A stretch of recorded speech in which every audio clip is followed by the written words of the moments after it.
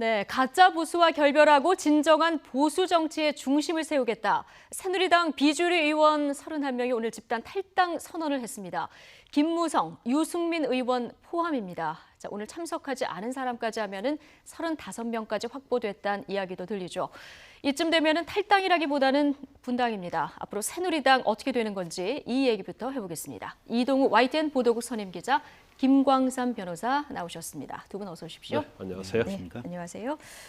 자, 마지막까지 탈당을 꺼리던 유승민 의원, 정치혁명이 불가능하다고 결론을 내렸다 이렇게 얘기했습니다. 지금 탈당 규모에 관심이었는데요. 35명 정도는 확보가 됐다 이런 얘기인 거죠? 그렇죠.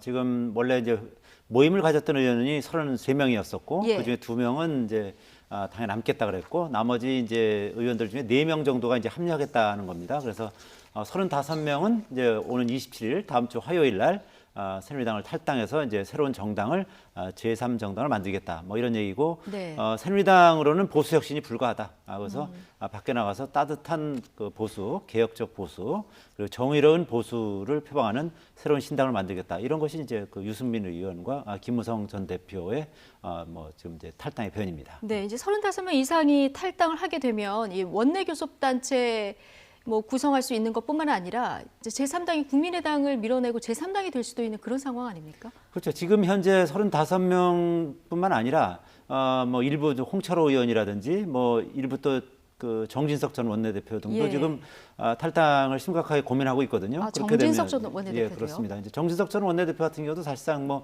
비박계와 생각이 좀 비슷한 뭐 그런 스타일이거든요. 예. 그렇다 보니까 35명에서 주말을 거치면서 더 늘어날 가능성도 배제할 수 없습니다. 그렇게 되면 아시다시피 이제 국민의당은 38석 아니겠습니까? 38석보다 넘어서는 뭐 40명 가까이는 의원이 탈당할 가능성도 배제할 수 없습니다. 근데 여기서 가장 중요한 것은 이제 향후에 좀 전에 이제 우리 이제 반기문 유엔 사무총장 뭐 특파원들과의 간담회에서도 상당한 그 대권 출마 의지를 밝힌 예. 거 아니겠습니까? 한몸 불살라서라도 대한민국 발전을 위해서 뭐 이바지하겠다 뭐 이런 얘기이기 때문에. 한 몸을 어느 당하고 결합해서 그러니까 지금 여러 가지 구성할까요? 이제 그 정치권 동향을 봤을 때는 네. 뭐 적어도 이제 비박계 신당 아니면 국민의당 뭐 둘 중에 하나일 텐데 지금 여러 가지 이제 돌아가는 상황을 보면 국민의당보다는 비박계 신당과 될 가능성이 좀 더 좀 높아 보이거든요. 네. 그렇게 되면 아마 새누리당에서 뭐 상당수 의원이 아마 그 신당으로 쫙 탈당해서 합류하는 그런 뭐 대열이 이어질 가능성이 꽤 높아 보입니다. 자, 지금 비례대표 의원들도 여기 포함이 된 것 같은데요. 탈당을 하게 되면 의원직을 잃게 되는 거죠? 개별적으로 탈당하면 의원직을 상실하게 되죠. 예. 그래서 오늘 뭐 황영철 의원이 얘기를 하기를 좀 새누리당에서 좀 출당을 시켜줘라. 그러니까 만약에 새누리당 자체에서 강제로 출당을 하면 비례대표직을 유지를 합니다. 예. 그렇기 때문에 이제 그 부분에 대해서 이제 요구를 하는데 그건 뭐 들어줄 가능성이 있을지 없을지 모르겠어요. 그러니까요. 또 친박이 출당 조치를 하는 것으로 들어줄까요? 보면 그런데 예. 사실 이제 몇 명이 나올 거라는 것이 첫 번째 중요하고 그 다음에 분당 이후에 어떤 행보를 할 것인지가 좀 궁금해할 수 있는데 우리가 그 탈당의 기준 그리고 또 일단 일부에 이제 분당을 한 다음에 또 추가되는 인원이 얼마나 될까 이제 그 부분은 뭐 이런 부분이 좀 가늠자가 될 수 있을 것 같아요. 원내대표 선거에서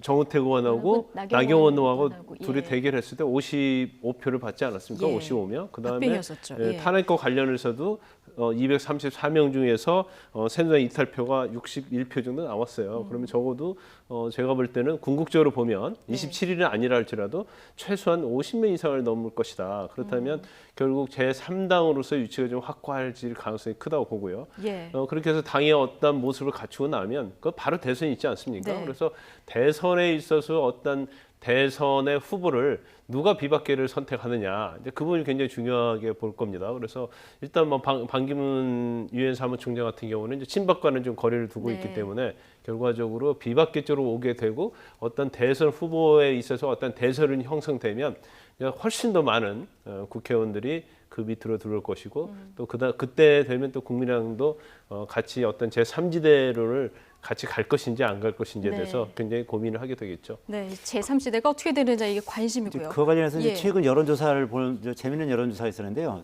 한국일보하고 한국리서치가 이제 만약에 새누리당에서 비박 신당이 나온다면 친박 그 지금 새누리당과 비박신당 그 여론조사를 해봤는데 예. 어떻게 될 것이냐 봤더니만 어떻게 되나요? 그렇게 되면 비박신당이 13.5% 그리고 친박당은 4.9%에 불과합니다. 그러니까 거의 비박신당이 거의 뭐 3배 가까이 더 높게 네. 나오고 있거든요. 이제 그렇다면 정치에서는 명분이 대단히 중요한데 그 명분이라는 건 또 국민 여론에서 나오는 거거든요. 그렇죠. 지금 새누리당의 지지율 지금 현재 뭐 13% 정도밖에 나오지 않지 않습니까? 그런데 보수 전반적인 보수 유권자는 적어도 한 30% 이상은 되거든요. 그런데 새누리당 지지율이 13%밖에 안 된다는 것은 상당수 보수 유권자들이 현재는 어디 뭐 마음을 둘 데가 없는 상황인 것이죠. 그랬을 때 비박신당이 새롭게 이제 그 설립이 된다 그러면 상당수 보수 유권자가 그 비박신당으로 그 넘어갈 가능성이 꽤 높고 네. 거기에 이제 반기문 그 유엔 사무총장까지 합류하게 된다면 아마 그 비박신당이 상당한 돌풍을 일으킬 수 있고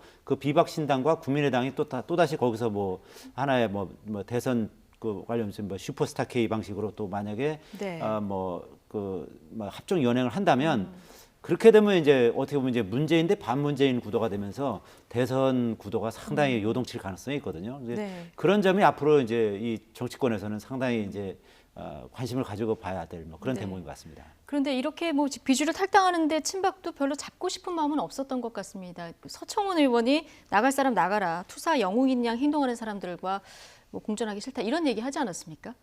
그렇죠. 친박들 입장에서는 어차피 이제 비박과 함께할 경우 계속 불협화음이 일어날 수밖에 없거든요. 네. 그렇기 때문에 또 아시다시피 이제 새누리당 재산도 뭐 600억 원대 되고 뭐 실제로 뭐 나머지 뭐 부동산까지 합치면 훨씬 더 많다는 뭐 얘기도 있지 않습니까? 네. 그다음에 일단 그 재산을 지키면서 또 새누리당의 어떤 그 대구 경북이라는 어떤 이 텃밭을 지키면 나중에 뭔가 기회가 생기지 않겠느냐 뭐 그런 뭐 그 희망도 있고 그리고 나중에 대선 국면이 되면 결국 보수가 하나로 합쳐질 가능성도 있지 않겠느냐 이제 그런 부분까지 이제 기대를 하면서 차라리 나가서 새롭게 정당을 꾸리는 게 좀 낫겠다. 낫겠다. 뭐 이런 판단하고 있는 거죠. 그런데 지금 예, 이정현 대표는 집 나간 소가 송아지 잉태해서 집으로 돌아올 거다 이런 얘기 했거든요. 근데 사실 대선 앞두고 친박 비박이 다시 합칠 가능성 이런 것도 있을까요?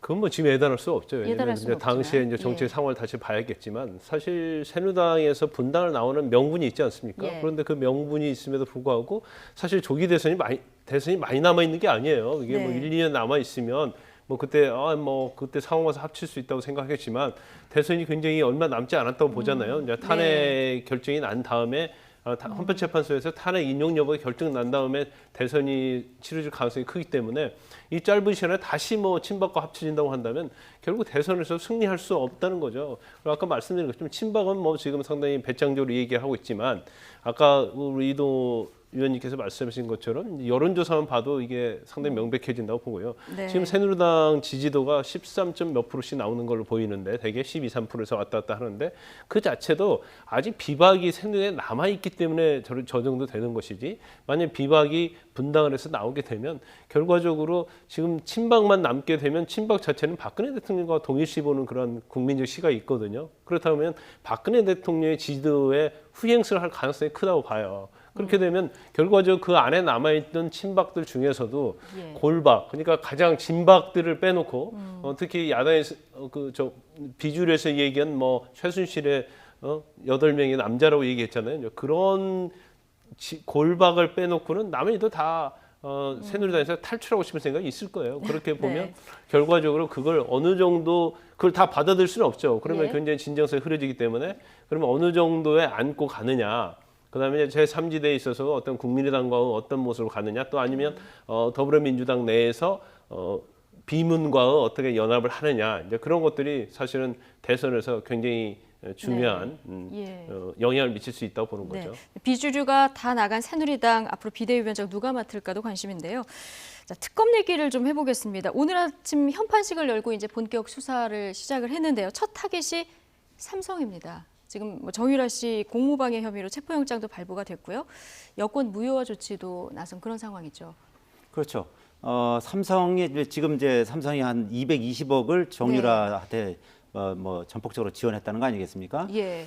거기에는 이제 그 대가로 삼성물산과 제일모직이 합병하는 것을 국민연금이 찬성하도록 하는데 정유라의 어머니인 최순실 씨가 상당한 영향력을 행사한 것이 아니냐 뭐 그런 네. 심증을 가지고 지금 이제 압수수색에 들어가고 그래서 있는 첫 거죠. 압수수색이 국민연금이죠. 그렇습니다. 예. 그렇다면은 이제 그 부분에 있어서 다른 재벌들과 달리 다른 재벌들은 K스포츠재단과 뭐 미르재단에 이런 그 돈을 이제 거의 출연하는 형식이 됐습니다만 네. 삼성 같은 경우는 220억을 그 정유라한테 몰아줬단 말입니다. 이거는 그렇죠. 뭔가 다른 대가가 있는 거 아니냐. 뭐 네. 이런 부분에 대해서 이제 집중적으로 조사하겠다는 의지를 이제 불태우면서 국민연금에 대한 압수수색을 하는 것이고 실제로 그 당시에 그 최강 국민연금 이사장 같은 경우는 본인은 찬성하지 않았는데 당시에 기금운용본부장이었던 홍한선 씨가 이 국민연금이 삼성물산 제일모직 합병하는데 찬성을 하도록 해서 그에 대해서 오히려 경질을 하려고 그랬었다. 그런데 네. 정권 쪽에서 이제 그 부분에 대해서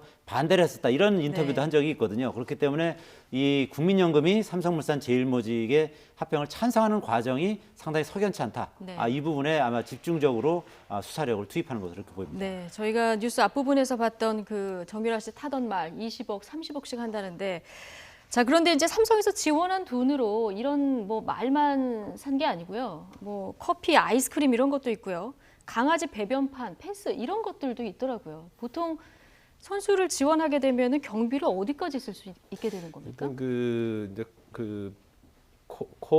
코레 스포츠죠. 네, 코레 코레 스포츠 이제 스포츠요. 발음에 따라 코 스포츠라고 할 수도 있고 예. 코레 스포츠라고 할 수도 있어요. 이제 독일 발음으로 하면 코레 스포츠인데 이제 코레 스포츠와 관련해서 이제 컨설팅 계약을 맺는 거예요. 근데 그 돈의 어떤 명목이 뭐냐면 6명의 승마 선수를 키운다는 거죠. 2020년 도쿄올림픽이 있는데 거기에 주안점을 두고 그래서 비인기이기 때문에 사실 저걸 말을 타려고 하는 사람이 많지 않아서 저걸 이제 종목을 어떻게 보면 성장시켜서 메달을 따겠다 그런 취지를 했는데 실제로 보면은 정유라 씨 말고는 어느도 승마 선수가 지원 없어요. 받은 사람이 없죠. 그렇죠. 그래서 예. 서로 컨설팅 계약에 의하면 이제 거기서 말을 구입하고 장비를 구입하고 이제 그런 돈하고 그다음에 일부 선수의 생활비를 지급하는 돼 있어요. 예. 그러면 생활비 지급은 할 수는 있겠죠. 예를 들어 정말 6명이 훈련을 받았다고 한다면. 근데 결국 한 명이 정유라 씨밖에 거기서 생활하지 않는 거예요. 그러니까 그 자체를 전부 다 청구를 하는 거죠. 그러면 삼성 자체가 과연 그걸 몰랐을 리가 없다는 거예요. 그리고 정유라 한 명밖에 되지 않는데 그걸 단지 6명을 포장을 해서 보냈다는 것이고 또 삼성이 K와 미르스포츠재단과 관련해서 204억을 갖다 이미 내놓은 상태인데 다시 220억을 왜 주느냐 문제죠. 네. 그럼 220이라는 굉장히 큰 돈인데 이걸 과연 미래전략실에 있는 장충기 차장이나 아니면 박상진 대한승마협회장만 알았느냐. 네. 결국은 이렇게 큰 돈을 했을 때는 이재용 부회장이 당연히 결제를 했을 것이다. 그렇다고 한다면 제3자 뇌물수수에 있어서 삼성의 제일모직과 삼성물산 합병의 어떤 대가로서 그렇게 준 것이다. 이제 그렇게 특검에서는 보고 있는 네. 거죠. 김연아, 박태환 선수 같은 국민 스포츠 스타도 못 받아본 혜택. 최순실 모녀에게 삼성은 그야말로 이제 봉이 아니었나 이런 생각이 드는데 지금 뭐 특검이 수사할 게 한두 가지가 아니지 않습니까? 윤석열 수사팀장이요. 그런데 정두원 의원을 만나서 최태민 씨에 대해서 캐물었다 이런 보도가 오늘 있었습니다.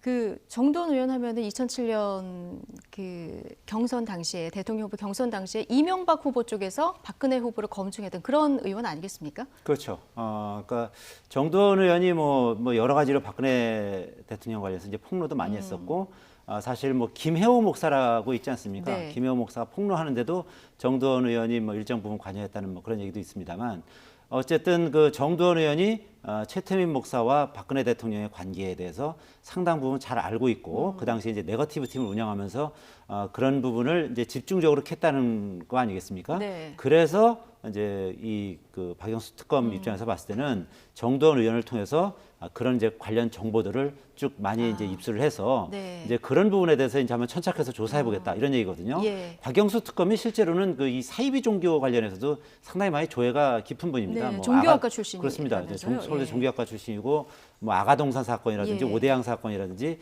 옛날에 이제 강력부에서 그런 그 사이비 종교 관련 사건을 많이 했거든요. 뭐 원래 강력통이었다가 이제 특수수사에도 이제 영역을 확장하는 이제 그런 네. 케이스인데 이제 아시다시피 최태민 목사도 그런 사이비 종교 관련된 인물 아니겠습니까? 네.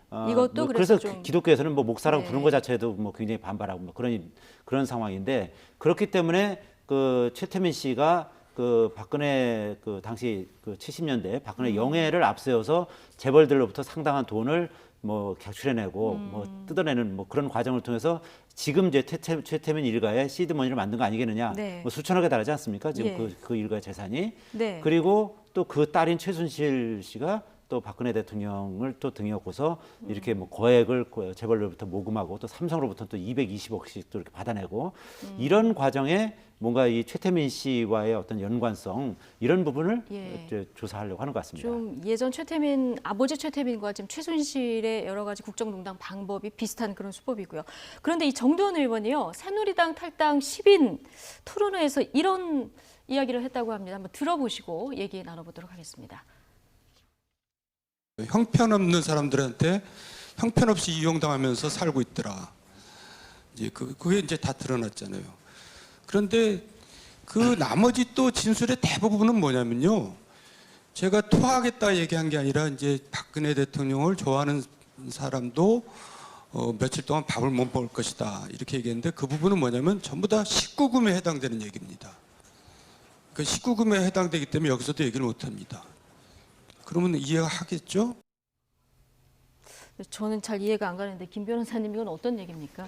그 우리가 보통 19금이라는 것은 되게 얘기하는 것들이 남녀에 관한 얘기 아니겠습니까? 그래서 저 의미 자체는 뭐 이렇게 좀 풀어서 생각해 보면 남녀에 대한 관계를 뭐 이렇게 간접적으로 그런 뉘앙스를 풍기는 것 같아요. 그런데 네. 이제 그 부분에 대해서는 뭐 계속적으로 뭐 언론이랄지 그런 의혹들은 굉장히 있었잖아요. 그런데 사실적인 것은 밝히지 않아서 그냥 의혹은 의혹으로만 끝난 것인데 최태민 목사 부분에 대해서도 박영수 특검이 처음에 기자회견할 때 종교적인 부분도 한번 살펴보겠다 그런 얘기를 했어요. 네. 이제 그런 걸로 봐서 윤석열 검사를 아마 정도원 의원을 만났고 또 최 씨가 재산 형성 과정도 좀 들여다보겠다 이런 그렇죠. 얘기로 볼수 있는 최태민 거죠? 목사부터 시작을 하면 예. 그 재산이 어떻게 형성되어 있는가를 좀 알 수 있기 때문에 그분을 보겠다는 취지로 보입니다. 그래서 일단 뭐 정두원 전 의원이 사실 이제 박근혜 대통령과 이명박 대통령이 그때 2007년도 대권 후보 경쟁할 때 이명박 쪽에 섰기 때문에 박근혜 대통령의 사생활에서 제일 잘 아는 대한민국에서 제일 잘 아는 예. 사람이라고 할 수 있거든요. 그래서 네. 가장 많이 알고 있다고 생각해서 특검이 접촉한 것으로 보입니다. 네, 앞으로 뭐 사교 부분 이런 최 씨 일가의 재산 형성 부분 어떻게 특검이 수사할지 이 부분도 좀 관심인 것 같습니다. 오늘 이동우 YTN 보도국 선임 기자 김광삼 변호사와 함께했습니다. 두 분 고맙습니다.